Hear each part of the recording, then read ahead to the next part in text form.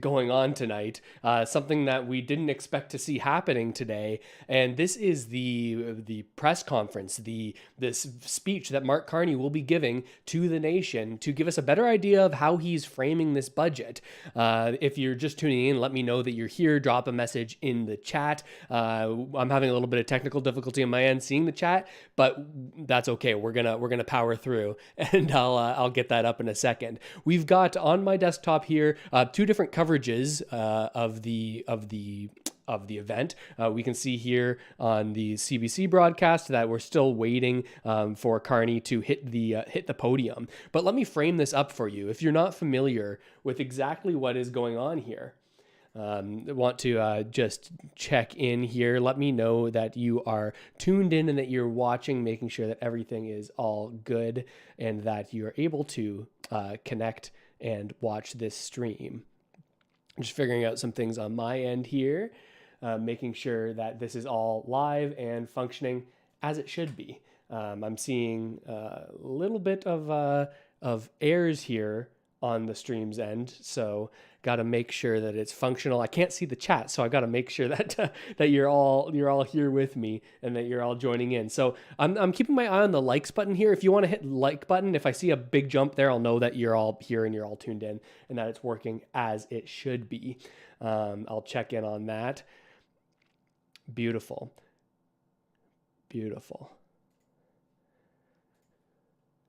All right, fantastic. Seems like people are starting to slide in here. Not sure if you guys can see the chat. Maybe I'll check that on my end as well.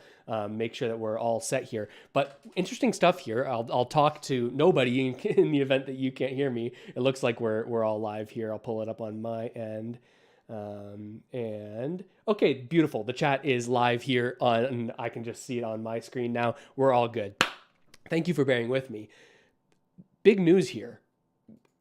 Have you ever heard of a prime minister giving an update like this 2 weeks ahead of the budget? We've got the budget coming up, I believe, on November 4th. So very interesting that we're seeing Carney take the step of, of having a budget presentation, a big event here. It is pretty unprecedented. I see you in the chat there, John or Jean. We haven't seen something like this. I was talking in a video earlier today that, the only other times we've seen this in recent years, in the past 5 years certainly, was at the very beginning of the pandemic. And we see, I think Mark Carney is taking the stage here. I'm going to tune into that, and then I'll give you my analysis as we go on. I'll take some notes here, and we'll talk about all this together and hear some of the reaction. Merci beaucoup. Merci, Madame Fortier. Merci, cher Mona. Merci, Madame la Présidente. C'est un grand plaisir d'être ici parmi vous. Good evening. Look, it's been a while since I was in your shoes at university. It's been a long while, actually. It's been a long while, but one of the things is that there are... Let's check in and make sure that if we can get better audio, then let's watch the other stream and see if that audio is better. Let's get in here. In particular, far better. We will have both studied things is that there are some similarities to our experiences, okay? Trust me, I'm going to draw them out.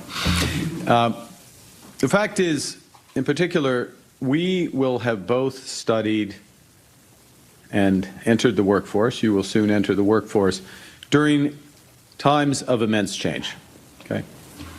And I've learned a few things since I graduated, and I've increasingly understood this point that, life doesn't proceed in a straight line. And that the history and the progress of nations are punctuated by hinge moments. Times when the future literally hangs in the balance and when our actions can be decisive. Et dans des moments comme celui-ci, and in moments such as this, nous devons être audacieux. We need to be bold. Il faut tracer une nouvelle voie. We need to forge a new path, le faire ensemble. And we need to do that together. Le Canada traverse un moment. Canada is going through one of those times today. Changement technologique s'accélère. Technological changes are happening ever faster. The U.S., as we all know, has fundamentally changed its approach to trade. It's raising its tariffs to levels last seen during the Great Depression. And the scale and the speed of these developments are not part of a smooth transition, they're a rupture. And they mean that our economic strategy needs to change dramatically. And they mean as well, even though we both lived through time, or I lived through times of immense change, your future will not be the same as my past. Because my time as a student was marked by events of a similar magnitude, but in a very different direction. When I was your age, the Berlin Wall fell, leading to a long period of liberalization of the movement of goods, capital, and people, leading to a peace dividend. C'était une époque d'optimisme, It was a d'espoir. time of optimism and hope and of Et promise. ces dynamiques favorisaient particulièrement This le Canada. dynamic was particularly in Canada's Notre favor. géographie enviable nous donnait Our l'accès enviable à la geography plus gave us vaste access et à la plus dynamique des to the économies. broadest and most Et dynamic nous of tenait à economies, distance de la plupart des guerres and it kept us at bay from the majority of wars and conflicts that took place.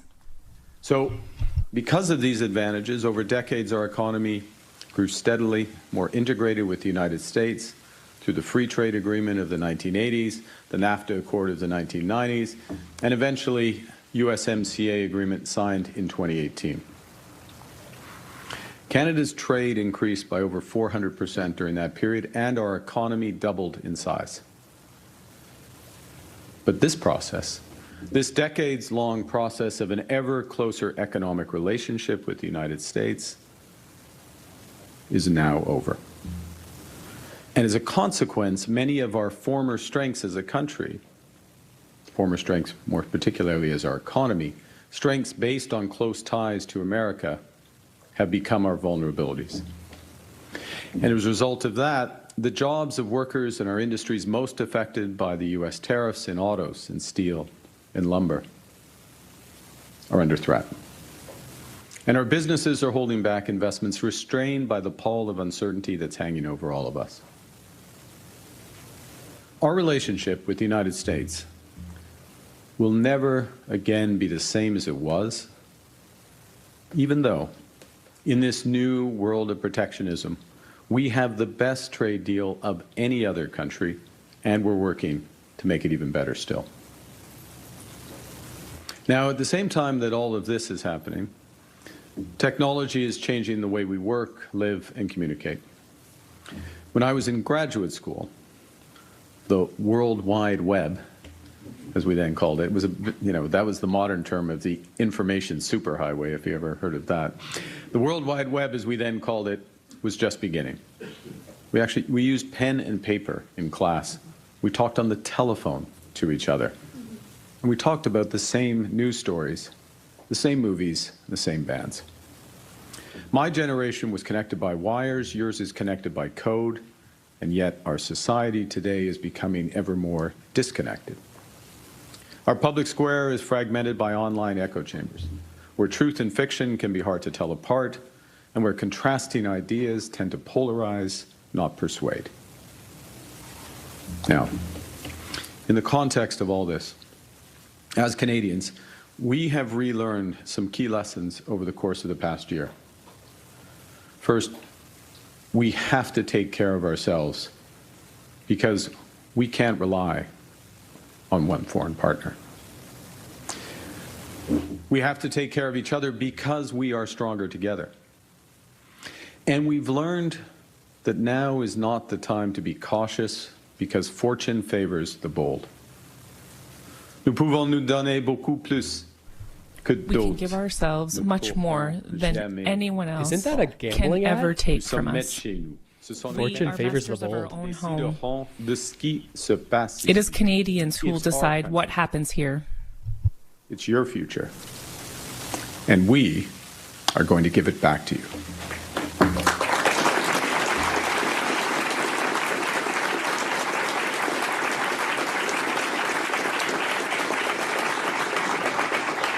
Now, to confront a more dynamic, a more competitive, a more hostile world, we must chart a new course drawing on our many strengths as a country, relying on our values, and being inspired by our history. First, on strengths, Canada has what the world wants. Nous sommes bordés par trois océans, et nous sommes le We seul have pays. ocean on 3 sides, and we are the only country to have trade agreements with each of the G7 nations. Inégalé. This offers Marché. businesses unequaled access to global We're an energy markets. superpower. We start with the third largest reserves of oil, the fourth largest of natural gas. We have an electricity grid that is 85% clean, and we have the vast potential to power the clean economy of the future. We possess one of the largest resources of critical minerals and rare earths. Le Canada est un chef de file. Canada is a leader in artificial intelligence, life science, and quantum computing. Our universities are among the top universities in the world. Our scientists are amongst the most frequently cited, and we attract and train the top talent. Has the fiscal capacity to act decisively, and we must draw on these strengths now. Our second advantage is that Canada has the values to which the world aspires. Canada has always been, and we always will be, committed to fundamental human rights, to human dignity, and to individual freedom. We are a pluralistic society. Our cities are the most diverse in the world, places where people bring the best of their cultures. We have a public square that's loud, that's diverse and free. Et les Canadiens et Canadiennes valorisent la Canadians collaboration et le partenariat. Value collaboration and partnership, Nous sommes résolus à bâtir and we are determined that we will build a lasting ces future. valeurs profondes sont aussi These deep des values économiques. are also economic assets. Aux investisseurs la confiance pour It gives investors the confidence they need to build here. des bases stables. It gives innovators stable foundations to take risk here, Des raisons de faire and it gives confiance the aux world Canadiens. reason to trust in Canadians as a reliable partner. L'histoire du Canada est remplie Canada's history is full of adventurers, risk-takers, and builders. Over the centuries, to succeed and prosper, we have had to go farther, build faster, and dream bigger. It It is important that we remember that Canada, before the Confederation, was an era of boldness and risk-taking. Our country was forged by Indigenous peoples. Coureurs de bois and voyageurs who mapped this continent and built vast trading networks from coast to coast to coast before the Americans had even left St. Louis. When the Second World War ended, Canada was ambitious, determined, and united in a mission to build big things. The St. Lawrence Seaway, the Trans-Canada Highway, Expo 67, the CN Tower. Nous avons construit de nouveaux quartiers pour des We built centaines de new milliers de neighborhoods for hundreds of thousands of veterans and their families. de nouvelles universités pour lancer And we leur opened new carrière. universities to help them launch On their avait le careers. sentiment d'avoir la main sur notre avenir. There was the sense of having our hands firmly on our We used to future. build things in this country. We can build again. We used to explore this country. We can chart new courses again. We used to take big, bold risks in this country. It is time to swing for the fences again.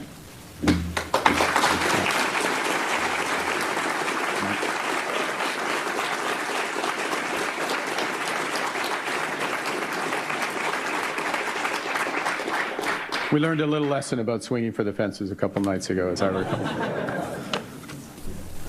And this is what the upcoming budget will be about: building, taking control, and winning.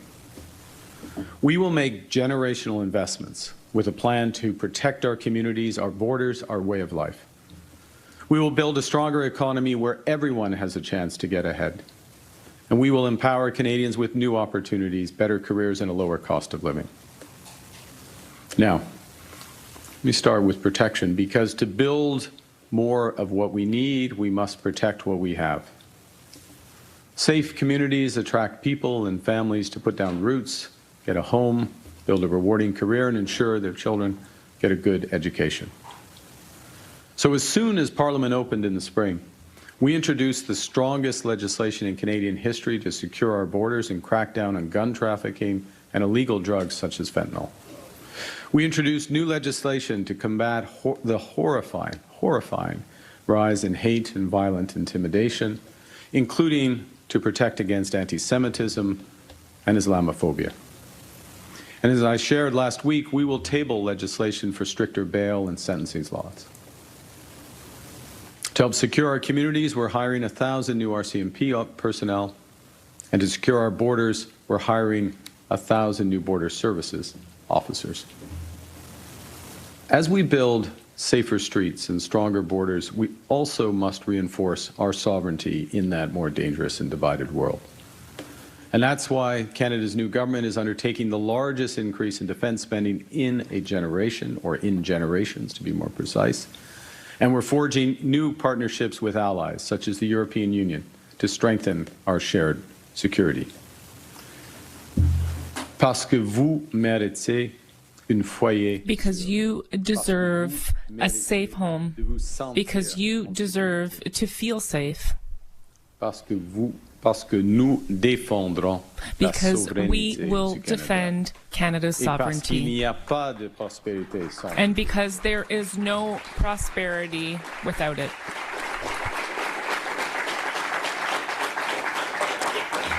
But look, protection is not enough. We have to build, and our plan to build, first and foremost, is here at home so we can take control of our future and, as I said, give you back yours. In the last 6 months, we've worked to create the right conditions to get big things built faster. At the end of June, we passed the One Canadian Economy Act to remove federal barriers to internal trade and to fast-track the approval of nation-building projects.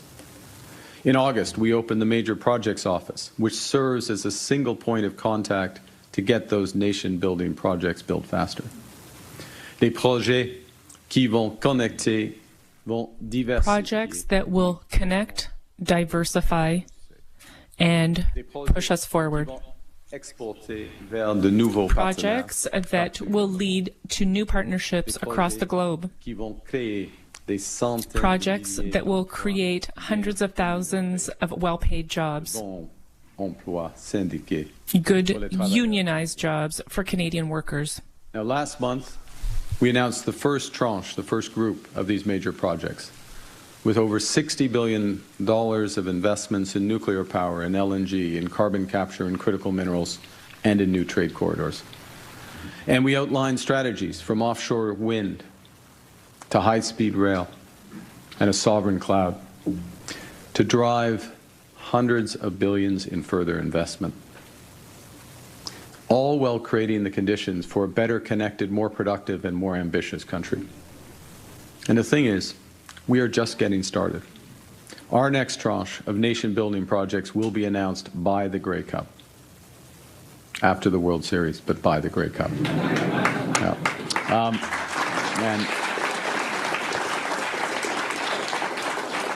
And at the core of our strategy will be to catalyze unprecedented investments in Canada over the next 5 years. That's what's going to come above and beyond these projects. Parce que nous nous concentrons aussi sur la construction. Because we are also focusing on the construction of millions of new housing units. This will strengthen our communities. Building faster, using Canadian technology, Canadian workers, Canadian lumber, and Canadian steel. Building homes that Canadians can actually afford. We launched Build Canada Homes here in Ottawa to help double the pace of housing construction within a decade using new factory technology, cutting building times by 50%, reducing costs by 20%, and lowering emissions by 20%. Now, it's not just what we build, it's also how we build. We will build inclusively in full partnership with Indigenous peoples, First Nations, Inuit, and Métis every step of the way.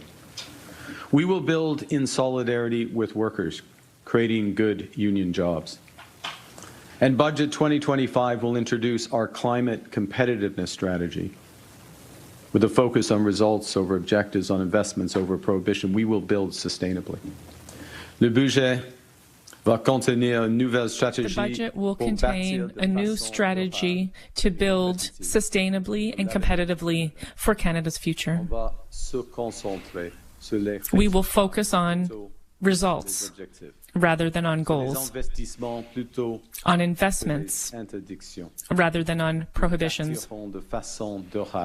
We will build sustainably, focusing on energy, transportation, housing, and low-carbon emissions manufacturing to strengthen our competitiveness. Bringing emissions down is not only a moral duty, it is also an economic requirement. Our strategy will recognize that in today's global economy, we have to build sustainably. It's not just a moral duty, it's also an economic imperative. It is a moral duty, but it's an economic imperative. Now, above all, we will build Canadian. The new security threats the world is bringing to our shores means we're making the biggest investments in our military in generations. But up until now, more than 70 cents of every dollar of military spending, military capital expending by our government goes to the United States. With our new Defense Investment Agency, we will make sure we build more of our security and defense capabilities here at home, creating new careers in aerospace and shipbuilding and cyber and AI for Canadian engineers, technicians, and scientists. It's the same thing in steel. Consider that, well, 80% of the steel that Europe buys is manufactured in Europe.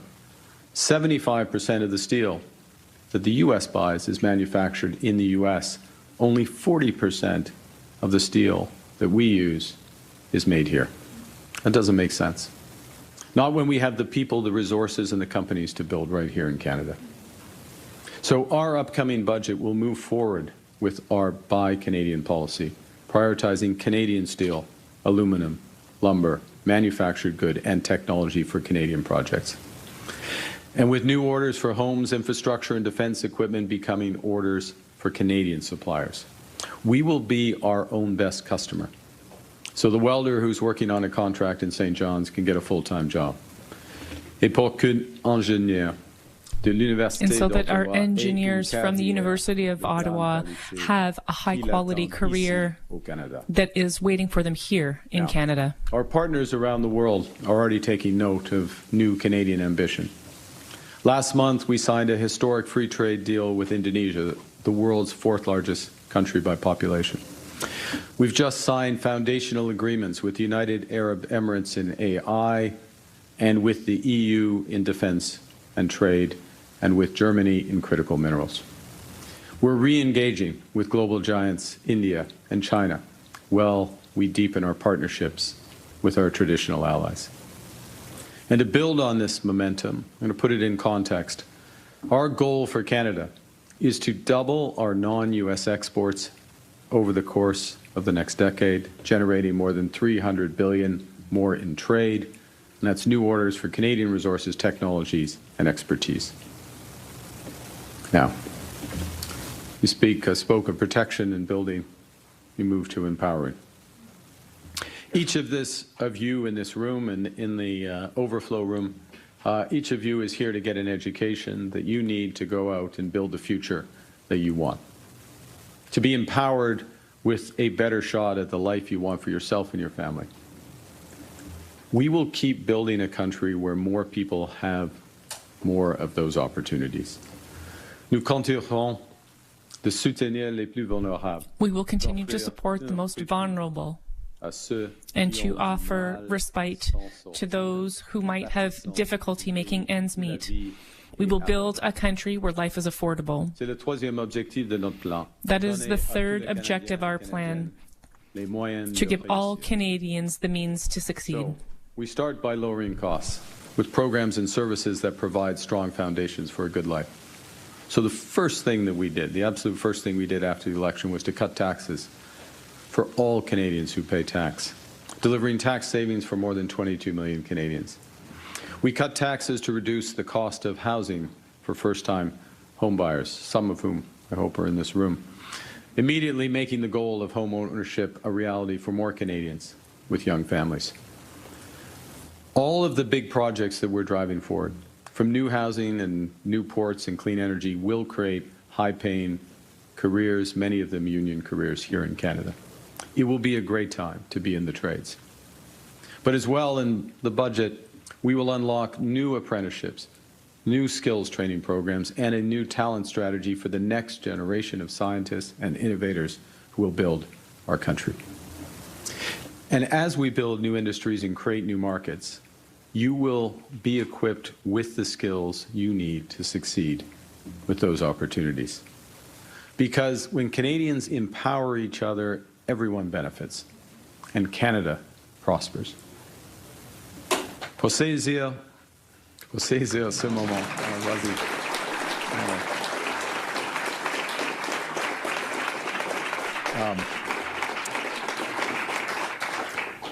Pour saisir ce moment charnière. To seize this key moment, we need to make difficult decisions. We will have to transform how government works. We will have to spend less so that Canadians can invest more. We will build our country and create the best careers. The upcoming budget will balance the operating deficit in 3 years by reducing wasteful government spending and doing more with less. So the fact is that federal spending has been growing over the course of the last decade by more than 7% year over year. We've been spending faster than our economy was growing. So we have to change that, and our government is changing that. As one example, we just completed a 60-day red tape review that identified nearly 500 new ways to streamline government services, cut duplication, and reduce costs. And when we saw that Canada Post was losing $10 million a day, Madam President, would you like to have $10 million a day? Imagine what you could do for the university with $10 million a day. Canada Post losing $10 million a day. We made responsible choices. But the fact is, even with such efficiencies and with better management, we will have to do less of some of the things that we want to do so we can do more of what we must do to build a bigger and better Canada. Ce budget va protéger les programmes This budget will protect essential programs that give each and every Canadian a real chance of moving forward. We will protect the Canadian Dental Care Plan. This plan has allowed 5 million Canadians to have access to affordable dental care. And we will also make the National School Food Program a permanent program. This provides 400,000 children healthy meals every day.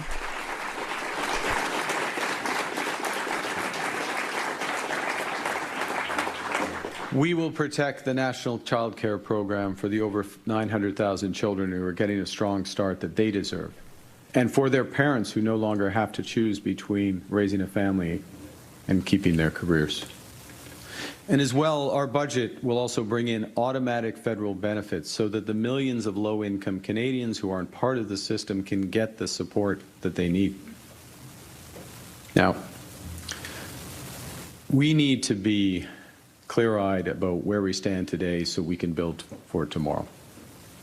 Let me give the current economic context. I'm channeling my old central banker days here. Look, the situation in Canada now, the actual situation, is that the rate of inflation has come down. It's come down sharply. But it's also the case that the cost of living is still far too high. It's also the situation in Canada right now that we're building a lot more homes. Housing starts are up this year. And affordability of those houses are improving. But it's still challenging. We need to build many, many more homes, and we need to build them a lot faster. This government is getting immigration under control, with asylum claims down by 1/3 and new temporary foreign workers down by more than 70% this year. To match immigration levels with our needs and our capacity to welcome them, this budget will include Canada's new immigration plan to do better for newcomers and for everyone. It's also the fact that in this economy, we are creating jobs as a whole across it. And it is a fact that we are forecast to be the second fastest growing economy in the G7 over the course of the next 2 years. Even though some critical sectors, I mentioned earlier, autos, steel, lumber, forest products, aluminum, and some regions are facing big pressures. So the facts are that at present, despite everything, despite these big changes, our economy is holding up.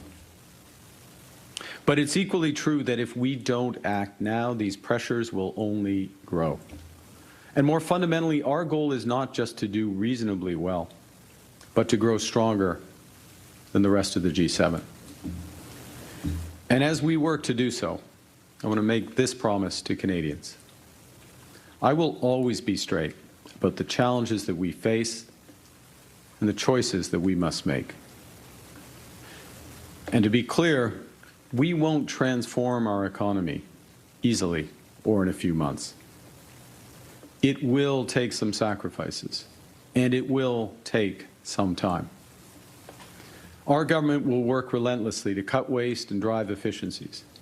And when we have to make difficult choices, we will be thoughtful, we'll be transparent, we'll be fair. We will work collaboratively with our colleagues across the aisle to build, protect, and empower Canadians. We won't play games. We won't waste time. And we won't hold back. We will do what it takes. We will play to win. We will bet on Canada and all Canadians.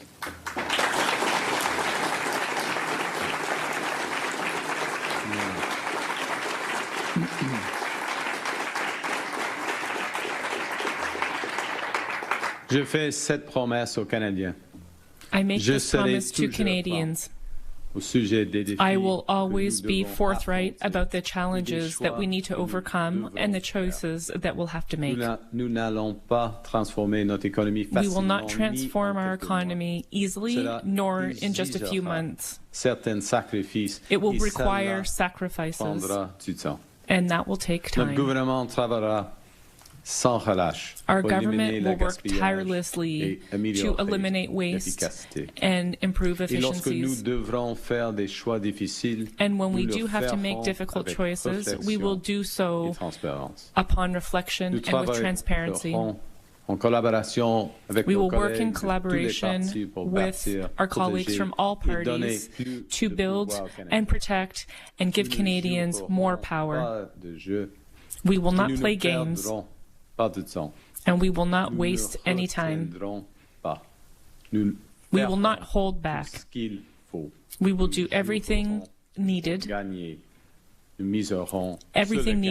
to win by betting on Canada and Canadians. It's our future, your country, and we will give you control.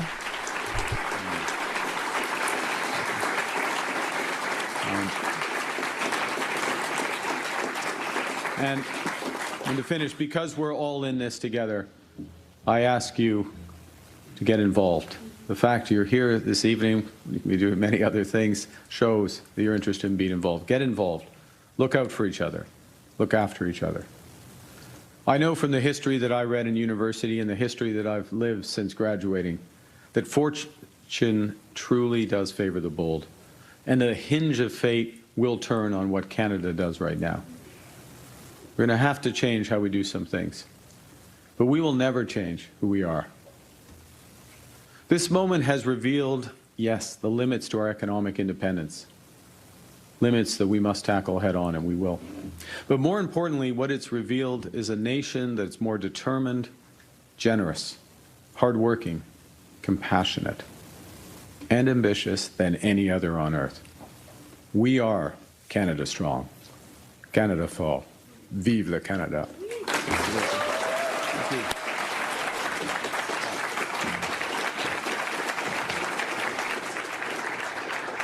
Prime Minister Mark Carney at the University of Ottawa there, shaking hands with one of the local members of Parliament on the Liberal side, Mona Forte. Okay, very interesting, very interesting. So if you're just tuning in, or if you haven't joined me for the entirety of this stream, what we're going to do now is we're going to go back over some of these highlights. We're going to talk about what he said here, what the biggest impact things were, the things that surprised me, the things that didn't surprise me so much, some of the contradictions and some of the frustrating things.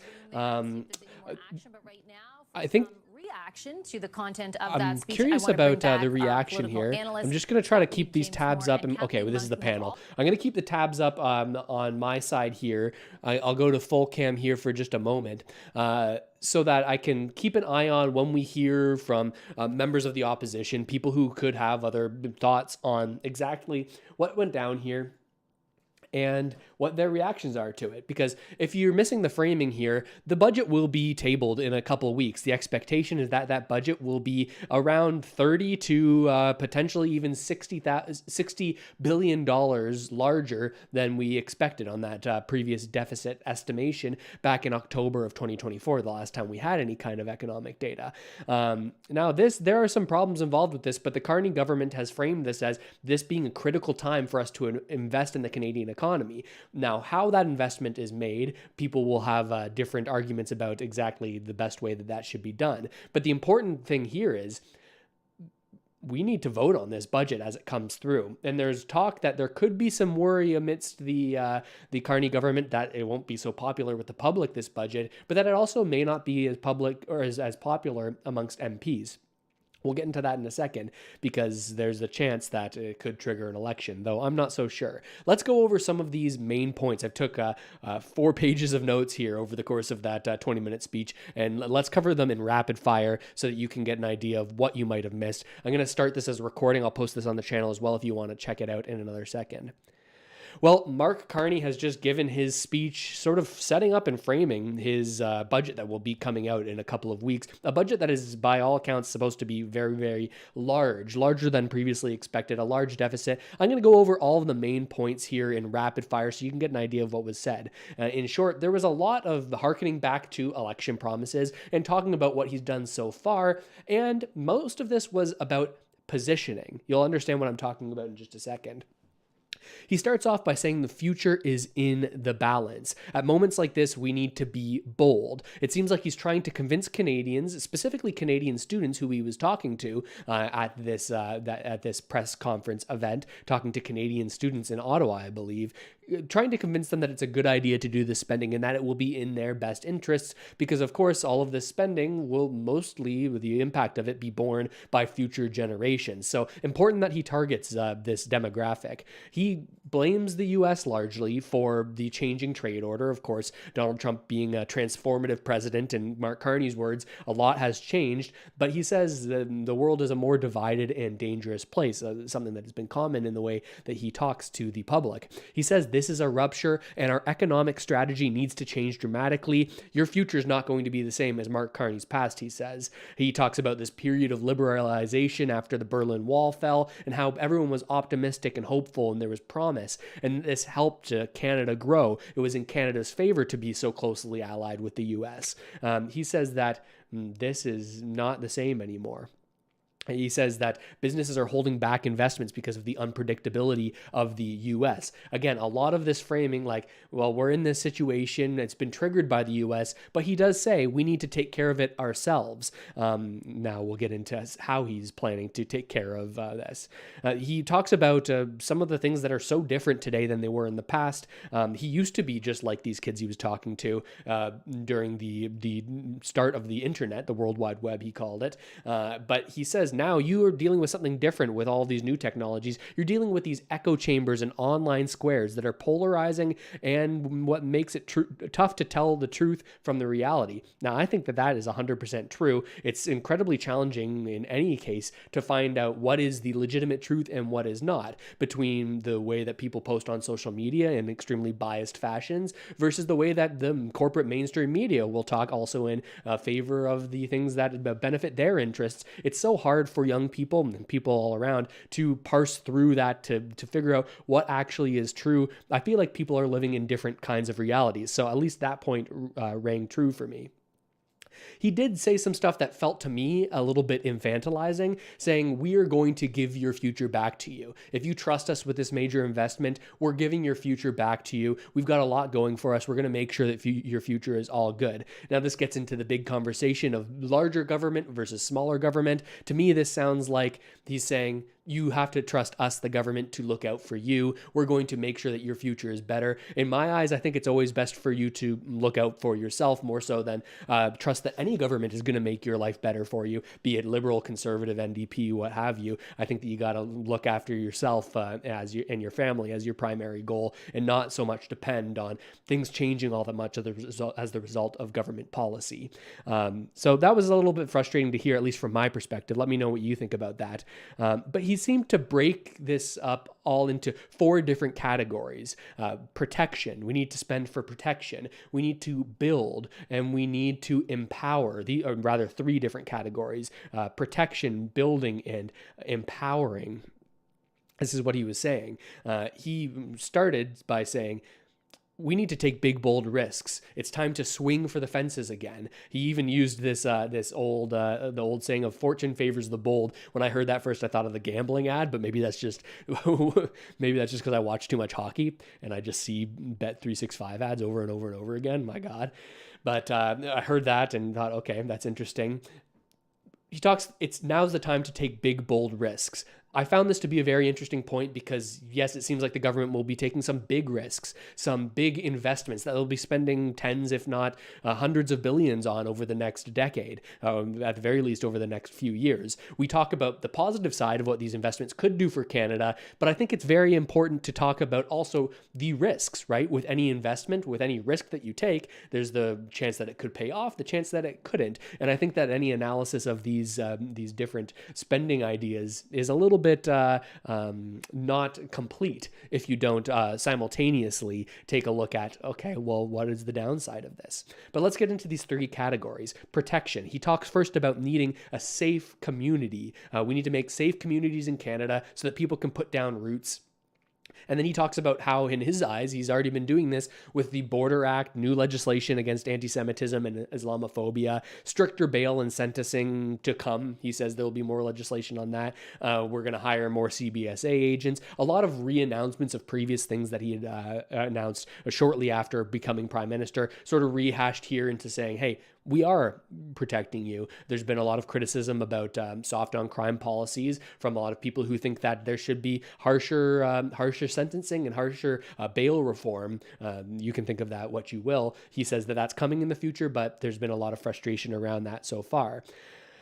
He says also on protection, one of the biggest areas of spending is going to be on defense spending, the biggest defense spending increase in generations, focusing on partnerships with Europe. But he doesn't point out that this spending likely will, in the short term, mostly go to the U.S. economy. This is the largest military economy in the world. And as we need to hit higher and higher amounts of spending, projected to be around $60 billion in this fiscal year, it's hard to imagine that we'll be able to build the military industry in Canada so that all of this funnels into Canada, Canadian jobs, Canadian people having better lives as a result of military expansionism. I'm not so sure that that will happen in the short term. He then goes on to talk about building, the next major thing. Again, talking about what we've done so far, the fast tracking of nation building projects. They've opened this National Projects Office and they've announced 10 or so projects that will be focused on some critical minerals, some energy grid, some additional mines, other projects like this. Now, I'm all for more investment in Canada and harnessing of our natural resources, especially to the extent that it helps out Canadians and Canadian people, helps out their the development of more jobs, higher salaries. But there is some frustration around this legislation because there's no clarity around how these individual projects were selected. Now, you'll hear a lot of people throwing out accusations about, okay, well, does the prime minister or do the people who are making these decisions have any kind of financial stake or relationship with the people who are in these positions to have these projects where they will likely get large federal funding? Now, I think we need extreme transparency from the Carney government, because otherwise you're going to get legitimate criticism. If people don't have clarity on how this is all chosen, then you have to assume that people are going to assume the worst if you don't tell them, you give them evidence otherwise. I think that's fair for people to be curious about. Now, they also talk about building in terms of housing, saying we're going to build millions of new units, and how Build Canada Homes is going to be a big part of this. Now, one interesting point to note here is that with these millions of new units, this isn't specifically talking about homes for you to own, but largely a non-market housing, which I think is a good thing to put money towards. I think that there's certainly a need for people to have alternatives, some sort of social housing, or for people who are unhoused to sort of help out with that as a transitory setup for people to flow through, get back on their feet, get reintegrated into society. I think all of that is a good and just thing. But I think when people talk about the housing crisis in Canada, they're largely talking about an ownership crisis. To me, I think the biggest issue in Canada is wealth disparity between the ownership class of people and people who are not able to reach that. We've seen all kinds of policies that tend to increase the wealth of people who are already wealthy through monetary expansionism. We've seen asset prices balloon throughout the pandemic. House prices go up, asset prices go up. People who own stocks, businesses, precious metals, all types of these things, real estate, their wealth has gone up dramatically over the previous years. I think that's the main issue on housing is a lot of this economic policy that's a little bit more in the weeds, but we don't really hear talk about that. Instead, we hear talk about more non-market housing.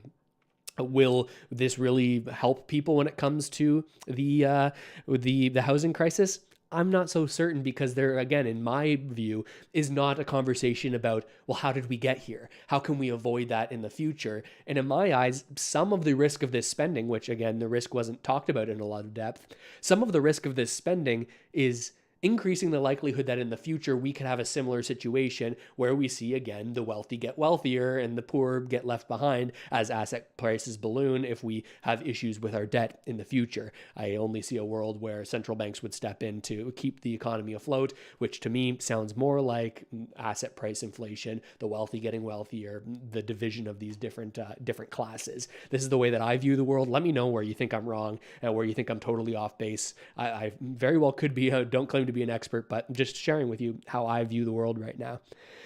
He says we need to build in today's global economy. We need to build sustainably. It's an economic imperative to build sustainably, environmentally sustainably. This is a lot of what he talks about here. That's an interesting one, because he makes this argument that we need to build with the environment at top of mind. This is largely something that he's been pushing on the global stage, right? With a lot of the alliances that he's built with banks, saying we're only going to finance projects that are meeting certain green standards. Now, in some cases, there has been a greenwashing where companies will say, hey, look how green we are. We'll get all these pools of money in from these banks and make a whole bunch of money on this at the same time. I think it's a noble cause to try to do things as efficiently as possible, but also, I mean, lifting more people out of poverty and building by all means necessary, I think could have better human outcomes, better outcomes for humans, at least in the next 20 to 50 years. And I think that that's where we really need to focus, getting people off of the streets, getting people into houses, and doing that in a cheap and affordable and quick way. And if that isn't entirely environmentally friendly, well, I think there's a conversation there to strike a middle ground. He does make a point here about military spending largely going to the US. I was happy to see that, an acknowledgement of that. But he says that now Canada is going to be its own best customer. We are going to buy Canadian as a Canadian government. We're going to source contracts only for Canadian companies for all of these new industries that we're trying to build. The government is going to be your best customer, is the framing here.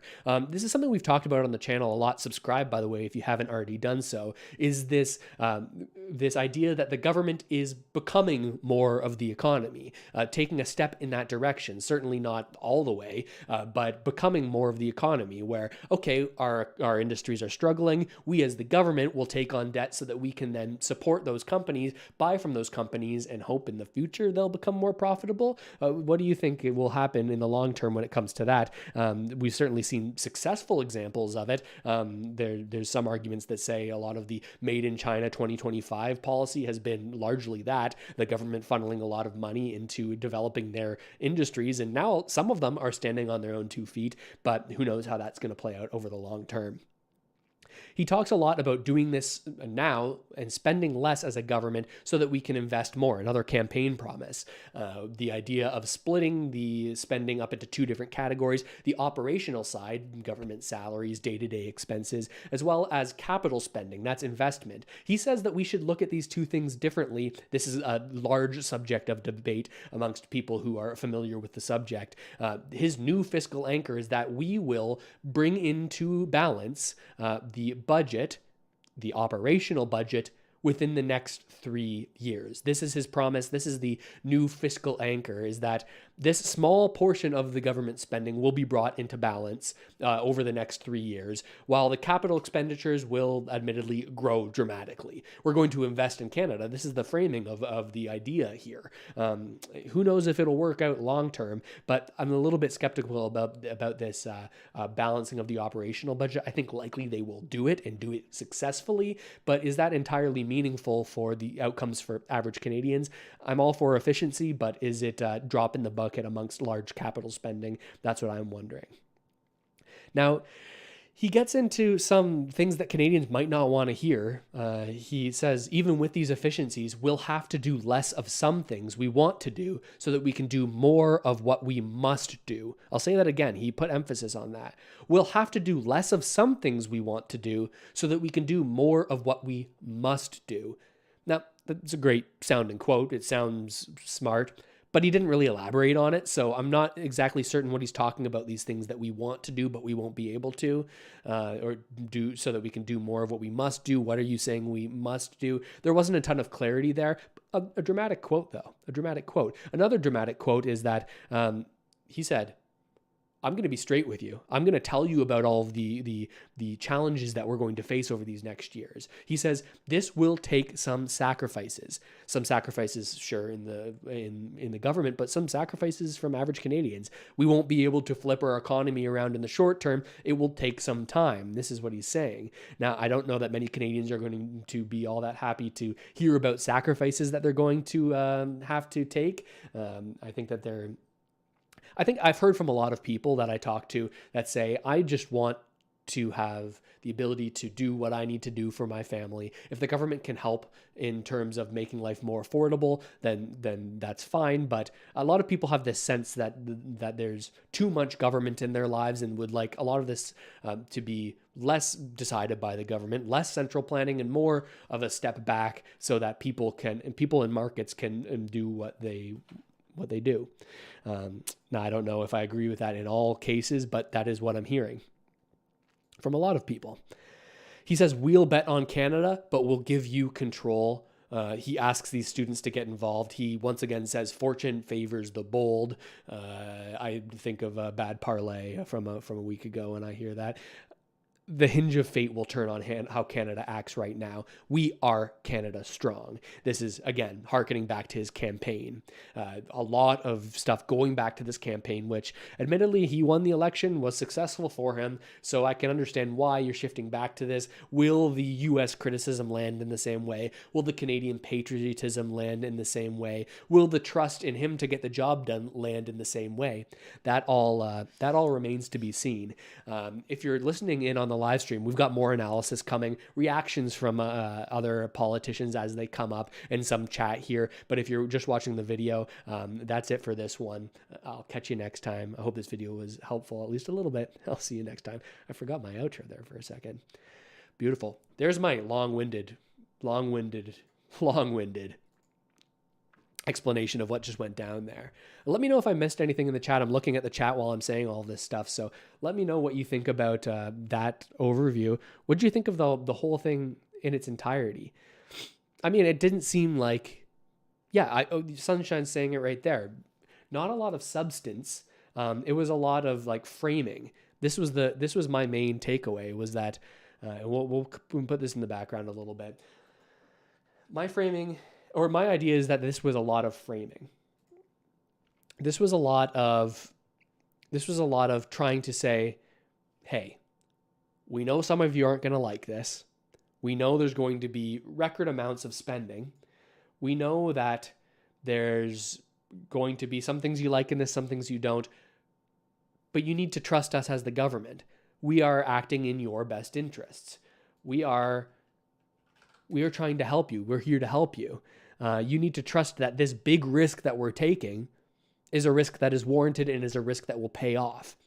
I said it in the video. My biggest frustration is that, yes, it's a risk. Yes, it could pay off, but it may not pay off. It may not pay off. And I'm going to trust somebody a lot more that says, here's the risk that we're taking. Here's how we think it will pan out. There's a possibility that it doesn't work out. And here's what that looks like. We've done the calculation on our end, and we are willing to take this risk because we think the chance that the outcome will be positive is higher than the chance that the outcome will be negative.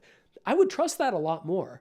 What I see here is a framing of, this is what we must do. This is the only way forward. This is the only path forward. Our investments will be chef's kiss. We as a government will make all the right decisions along the way. And that's what gives us the license to do this kind of spending.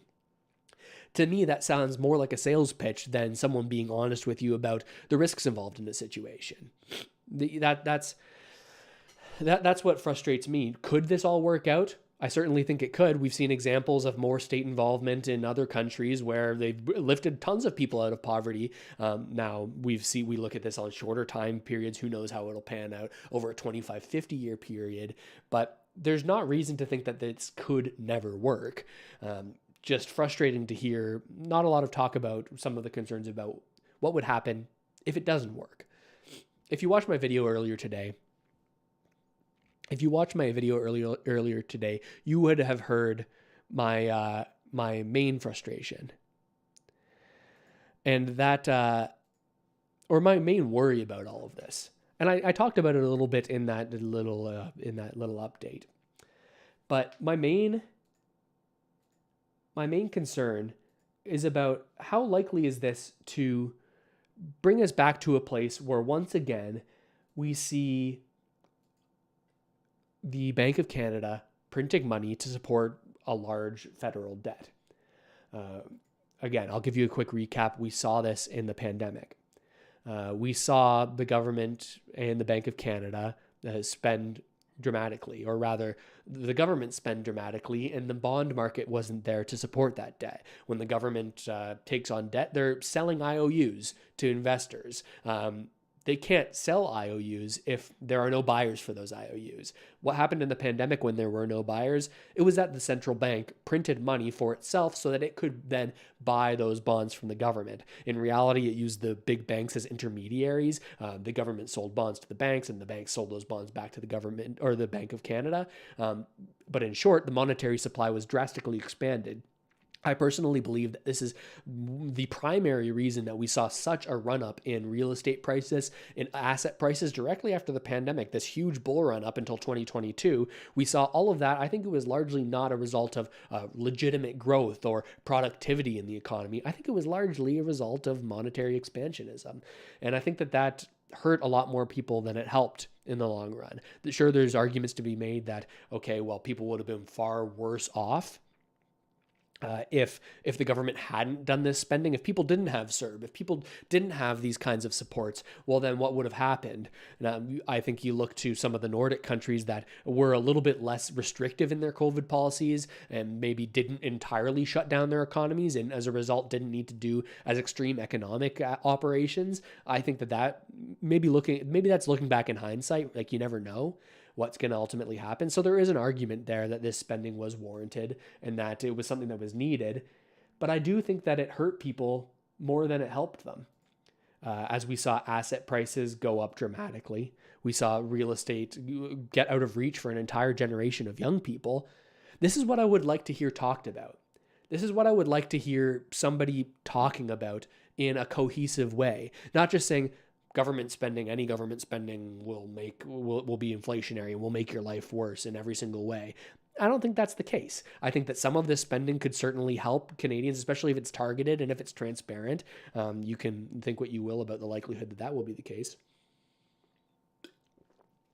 There's a possibility this spending could help the economy, could develop jobs for young Canadians, sure.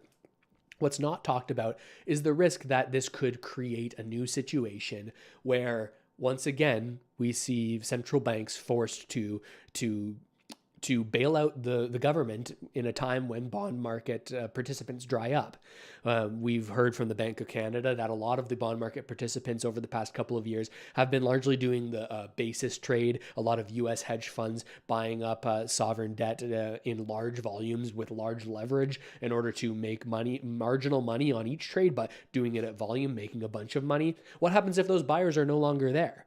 What if there's a situation where we don't have a strong economy? What if there's another black swan event and now we have a larger and larger and larger federal debt?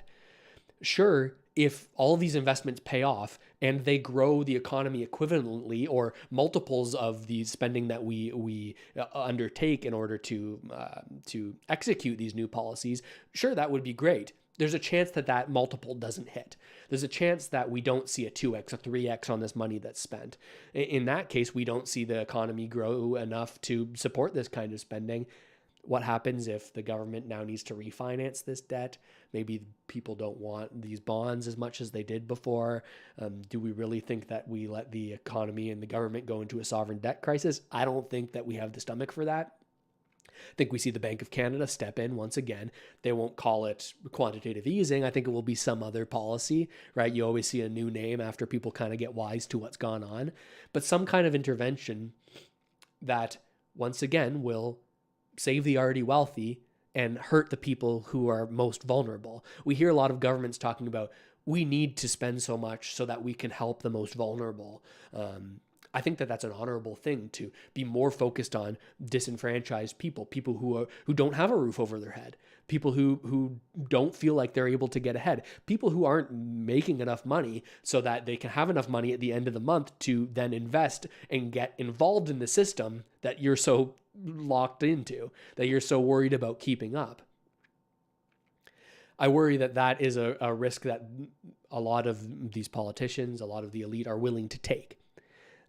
Say, okay, if this works out, we'll have an incredibly growing economy. If it doesn't work out, well, me, all my buddies, all the people who have large investments, all the people who have real assets, all the people who own stocks or businesses, they'll be okay.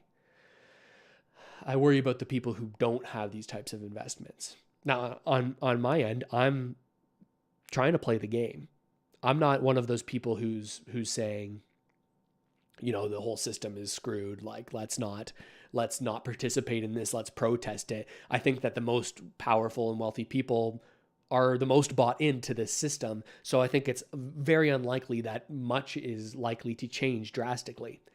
I'm just trying to be a realist there. You can hate me for that if you want to. Some people do. My goal is to make as much money as possible and to use that to buy the types of assets that will retain their value if all of this comes to pass, which I think is more and more likely the more that I see. I am crossing my fingers and praying. I am praying for Mark Carney to be the most successful prime minister of our generation. I am praying for every single one of these investments to hit, for it to truly grow jobs in Canada, for it to truly increase salaries for Canadians, for it to truly reduce the cost of living. I'm just worried that you need it to red to hit every single time on a lot of these roulette spins, right? In order for this to stack up, for that to be the case in the long run. And I don't think that there's a lot of honesty about the risks that are being taken. That's the way that I land on it. A little bit of cynicism, perhaps, but I'm being honest about the way that I look at things. Have any of you seen any response here? We're going to switch over. Maybe I can find some on Twitter. Some responses from opposition leaders. I was expecting that we'd likely see Pierre Poilievre do some sort of press conference. Let me see if anything is getting posted here. You'll be the first to see it. If it does, I'll go to CPAC. Let me show you what I'm looking at. We've got this speech, this federal budget speech, videos. Yeah, no response as of yet. We saw this earlier from Pierre Poilievre in the day. He was basically saying that Carney came in and told him what he was going to say in his speech. And Poilievre came out and said, hey, what I said to the prime minister is that if your budget isn't at 42 billion or your deficit isn't at 42 billion, then I'm not going to support it because that was your previous projection. But based on this speech, it sounds like that's not going to be the case.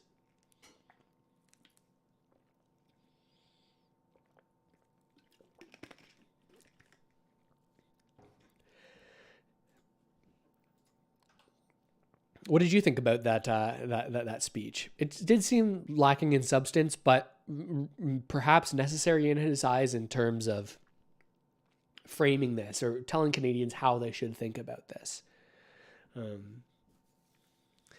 Yeah, I see people saying in the chat, play in the middle.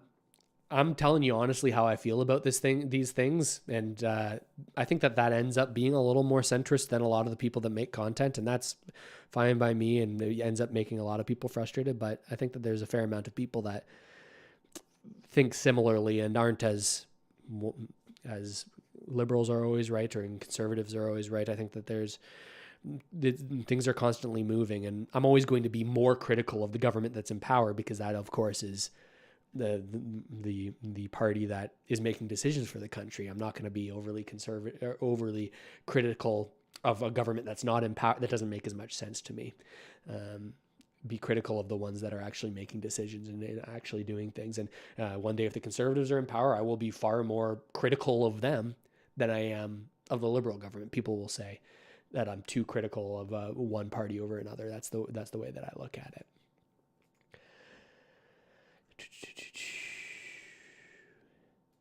Okay. All right. So we see a little bit more coverage here. Okay, this is an additional panel. Let's hear a little bit of what they've talked about and see if their takes have been much different from what I got into there. I'll pause it along the way here if there's anything that I'm confused about, a little bit critical of, because I think CTV's take is probably going to be a little bit different than mine. Here's Vasi. Kind enough to lend us their analysis throughout the evening. Scott, if you were to leave that speech and the Prime Minister were to say, what do I need to do over the next 2 weeks to make sure that this budget is a political success for our party, what would you tell him?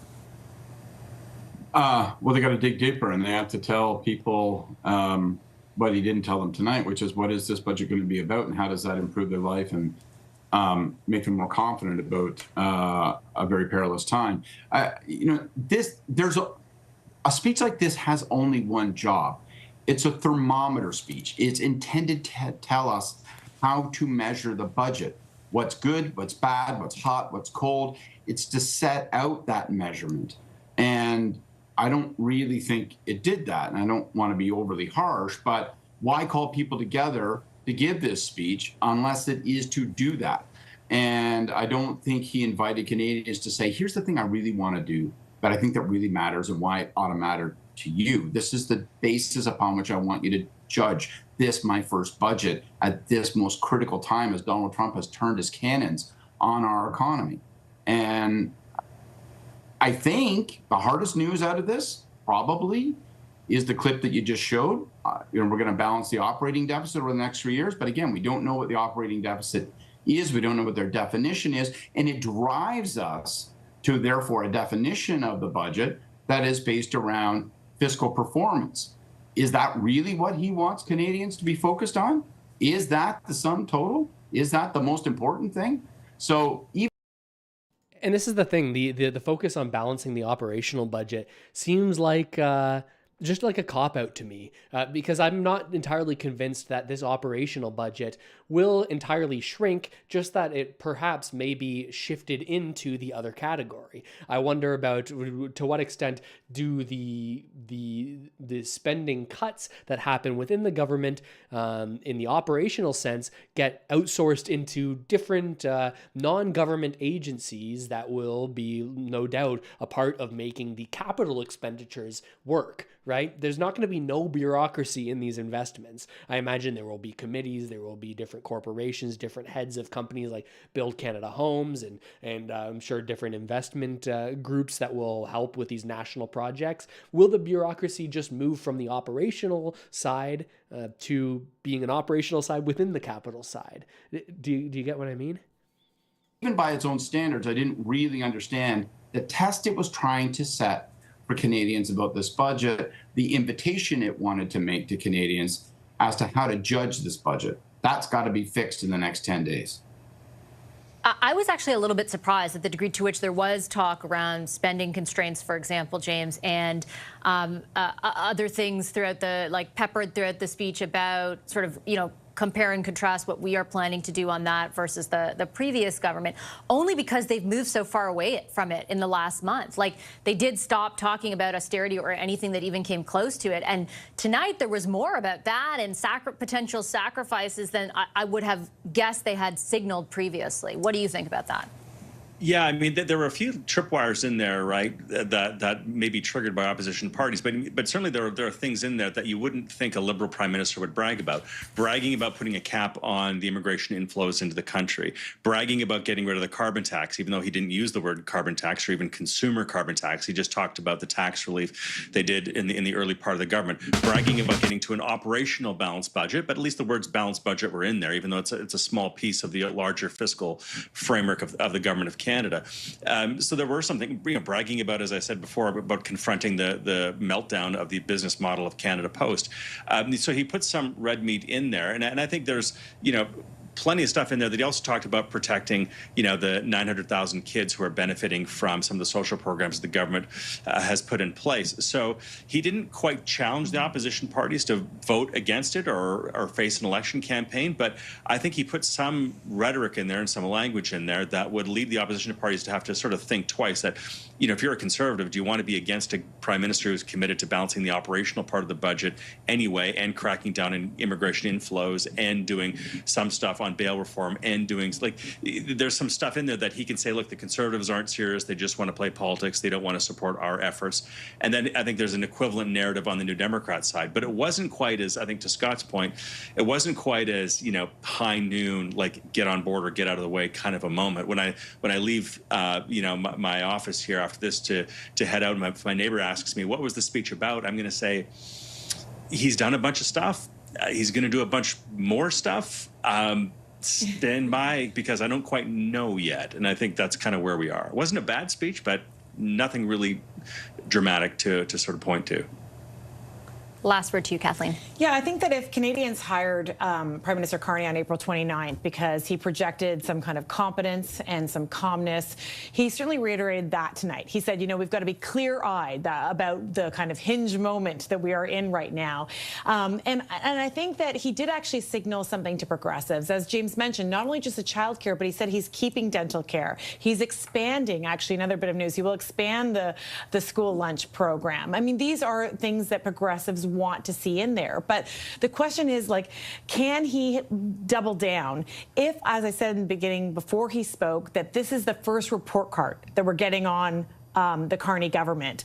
If this speech tonight is the progress moment, how is he doing in the progress report card? He needs to do a lot more work. He needs to have detail in that speech on November 4th. He needs to expand how he's going to do reskilling, retraining these workers that are now facing job loss. Okay, I'm going to leave it on that note. Thanks, all three of you, for making the time throughout the evening and sticking with us for such a long period. Scott Reid, James Moore, and Kathleen Monk. My thanks also to my colleague Michael Couture, who was on scene for us.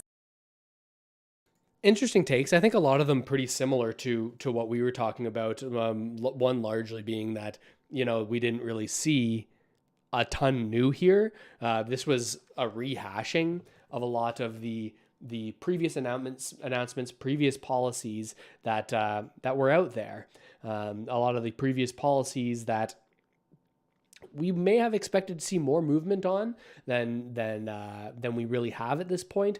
But again, a lot of reintroduction of, hey, here's what I am as a prime minister, Canadian nationalism. We need to make strong decisions right now. This is the way he's framing it. And we will see over time if this framing will actually land with Canadians, especially as we see the larger budget that is expected to be dropped on November 4th. That is November 4th. With all that said, I think we've got the coverage here. I don't know that we've seen any kind of response. So likely opposition leaders are going to respond in the coming days, but really nothing of that much substance. So it kind of made me more frustrated than I was before, because it was another instance where, well, we hear all of these ideas. We hear all of these ideas about what could happen in the future, and you got to trust us that these investments will pay off, without the honesty that I would expect from, not expect from a government member, but one that would be refreshing from a government member, but someone that I would expect from a trusted friend. This is the kind of talk that I want to hear. I want to hear talk that says, we recognize, like, there's a lot of talk like we're taking big risks, fortune favors the bold, all this gamble kind of language, but only focus on the positive that could come from it, which I'll reemphasize could very well come from it. And I wish nothing more than this government to be supremely successful, if that success is measured in a quality of life increases for average Canadians, especially Canadians who are not in good situations financially right now. If that is your criteria for success, then more power to you, and I want this to be ultimately successful. But I'm not going to trust your assessment that this risk will be successful if you do not give me a legitimate and well-intentioned framing of the downside of that risk. You can talk a big game about risk and say, hey, just like the gambling ad, like all of those gambling ads that you see every time you turn on the Leafs game, the Canucks game, the Habs game, the Jets game, Flames game. Don't let me forget them.